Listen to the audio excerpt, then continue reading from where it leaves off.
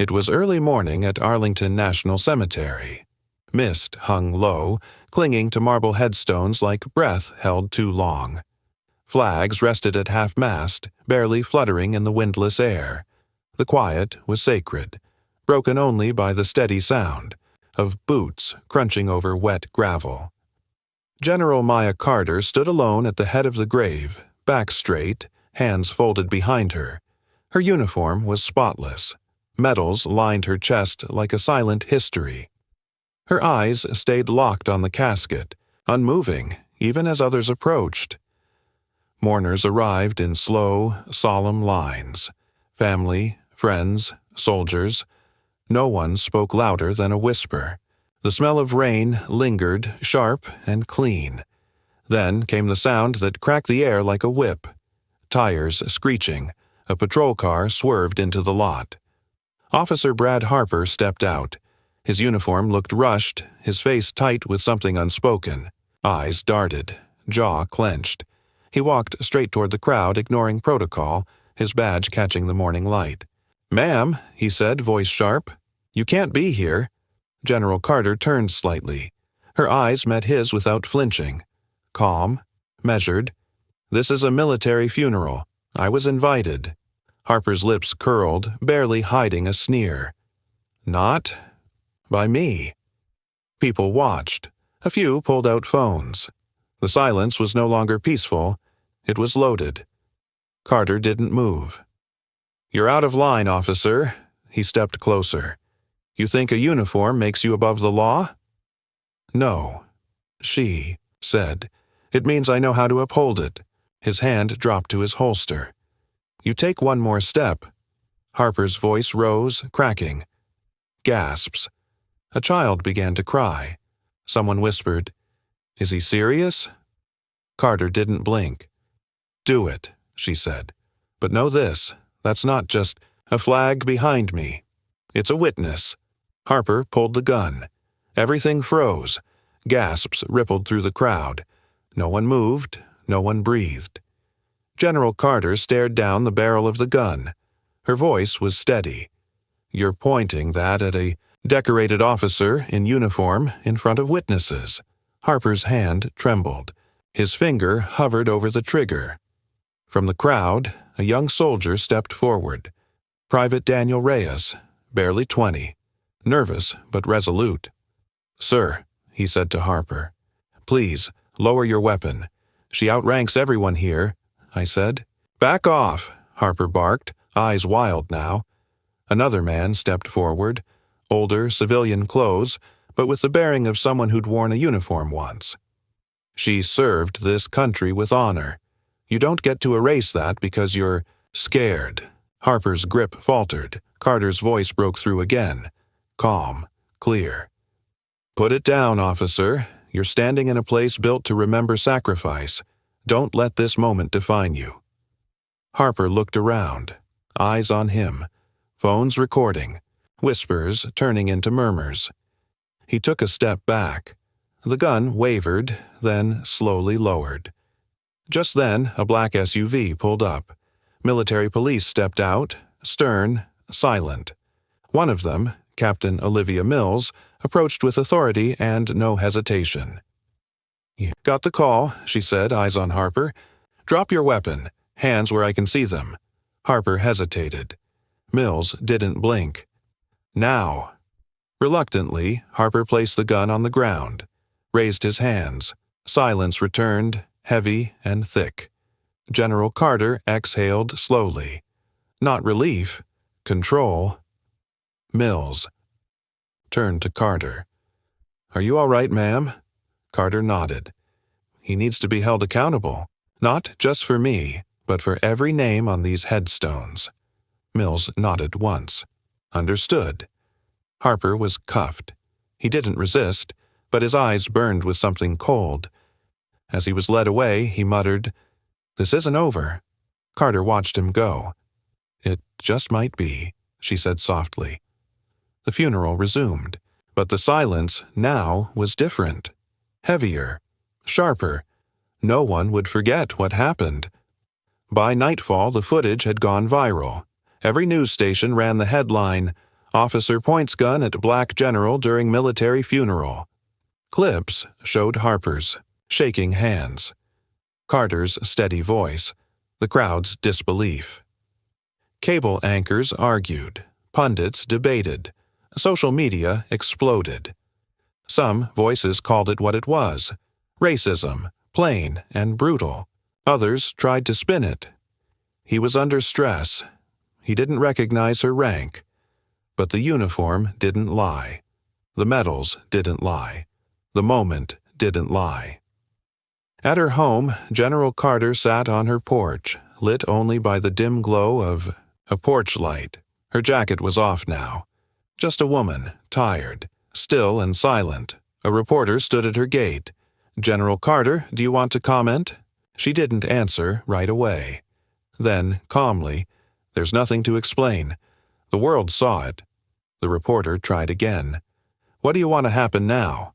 Carter looked at the flag hanging from her doorway. Folded corners, fading fabric. Want justice to mean something," she said. "For once." Meanwhile, in a holding cell downtown, Officer Harper sat alone. His badge had been taken, gun gone. Only his anger remained. A lawyer entered. Clean suit, smooth tone. "They're charging. You," he said, sitting down. "Assault with a deadly weapon, threatening a federal officer, hate crime enhancements." Harper scoffed. "I didn't fire." "You didn't have to," the lawyer replied. "They've got footage, witnesses, and her rank. You messed up." Harper leaned forward, eyes narrow. "She provoked me." The lawyer paused. "You really believe that?" Harper said nothing. In Washington, the military held a press conference. A spokesperson stood at the podium. "We stand with General Carter. Her record speaks louder than any hate." Questions flew. Will she press charges? Is this part of a larger pattern? The answer came clear. This is about accountability. No badge is above the law. And in the background, Maya Carter's quiet strength began to shift into something louder, something the nation couldn't ignore. The courtroom was packed. Reporters lined the back. Spectators sat shoulder to shoulder. A quiet buzz filled the air, restless, electric. The kind of silence that came before thunder. Officer Brad Harper sat at the defense table, eyes fixed on the floor. He wore a suit now, not a uniform, no badge, just the weight of what he'd done. Across the room, General Maya Carter sat tall, her uniform crisp once again. Medals gleamed in the fluorescent light. Her presence turned heads. She didn't need to speak to command respect. The judge entered. Everyone stood. The trial began. The prosecution didn't waste time. They played the video. The footage flickered to life on the screen. The gun, the crowd, Carter's words. Gasps echoed, even though most had already seen it. The prosecutor turned to the jury. This was not a mistake. This was targeted. This was hate in action. Harper's lawyer stood next. Smooth voice, practiced charm. "This is being blown out of proportion. My client made a split-second decision. He didn't recognize her. It was a misunderstanding." Carter was called to the stand. She took the oath without blinking, sat straight, spoke with quiet force. "Identified myself clearly. He heard me. He looked at my medals, my rank. He chose to see none of it." The defense lawyer circled. "General Carter, isn't it true that emotions were high? That, maybe." She cut in. "My emotions didn't make him reach for his weapon. His prejudice did." A beat of silence. The lawyer tried again. "Is it possible he was afraid?" Carter looked at the jury. Not angry, just tired. He was afraid of what I represented. A woman, a black woman, with authority. Murmurs stirred. Later, a witness testified. Private Reyes. He told her to leave. She didn't argue. She stood there, calm. He lost control. Back. At the defense table, Harper didn't speak, didn't look up, but his foot tapped under the table. Sharp, restless. The judge called a recess. Outside, protesters gathered with signs. Justice for Carter. No more silence. Badge power. Inside, the courtroom prepared for its next phase. Tomorrow, final testimonies. Then, sentencing. General Carter stepped out of the courthouse, cameras flashing. She paused at the top of the steps. Tomorrow, she said, we find out what justice looks like in America. The courtroom was silent. No cameras, no whispers, just the heavy sound of breath held tight. The judge looked over the room. Final arguments. Then the jury will decide. The prosecutor stood first. Steady, focused. Officer Harper didn't just draw his gun. He drew a line between who he thinks deserves respect and who doesn't. General Carter was calm, composed, identified herself. He ignored all of it because of who she is, not what she did. She pointed at the jury. This wasn't fear. This was prejudice dressed in a badge. Then the defense took the floor. Harper's lawyer walked slow, hands behind his back. This case is not about race. It's about perception. It's about a chaotic moment, unclear intentions, and a man doing his job under pressure. He gestured. Toward Harper. Was he wrong? Maybe.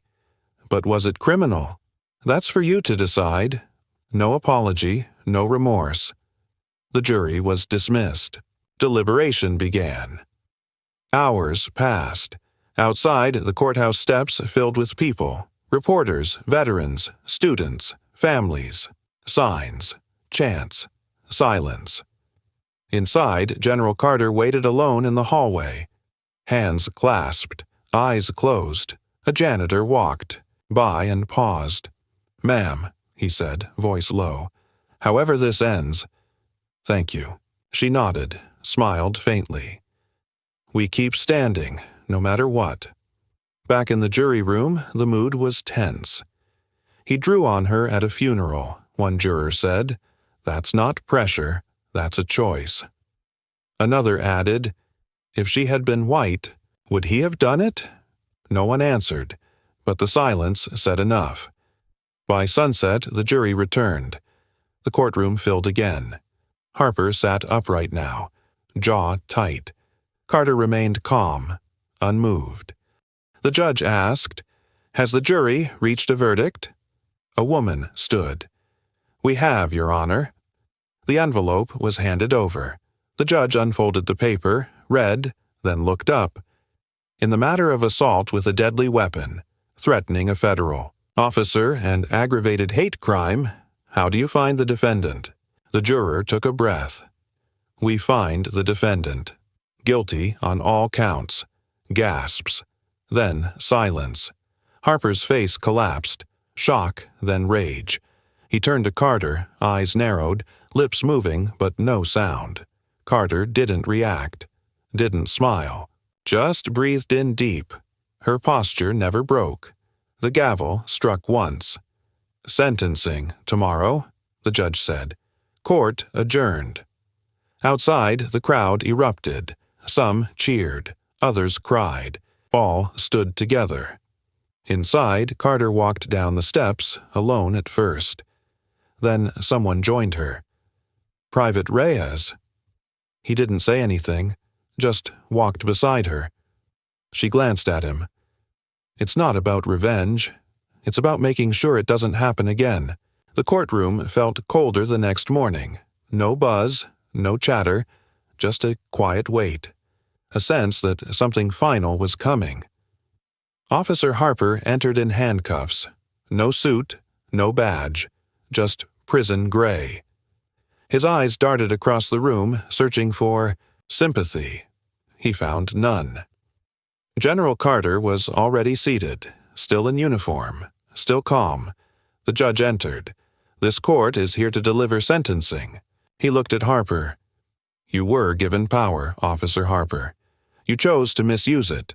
Not in the heat of battle, not in confusion, but at a funeral, in front of dozens of witnesses, against someone who earned the very respect you denied her." He paused. Your sentence is 10 years in federal prison, no parole for the first 5. Harper flinched, muttered, "This is political." The judge stared him down. "No, this is justice." Then he turned to General Carter. "Would you like to speak?" Carter stood, walked to the front of the room. She didn't look at Harper. She looked at the crowd, at the jury, at the young cadets, who had come to watch. "I didn't ask for this. I came to bury a friend, not become a symbol." Her voice didn't shake.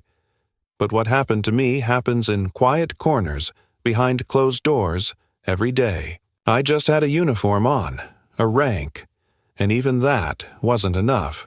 She took a breath. "This isn't just about me. It's about every person who's been dismissed, disrespected, or endangered because of how they look. I hope this case reminds us that justice must not wear blinders. It must see clearly and act." A pause. Then, "We can do better. We have to." She turned, walked away from the podium, leaving her words behind like a flag planted.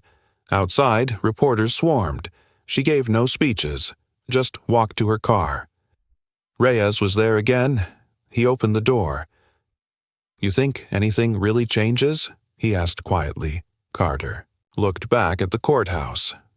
"One sentence won't change the world," she said, "but it might start something." She stepped inside. The door closed, the car pulled away, disappearing into morning light, and for once the silence felt like peace, not fear,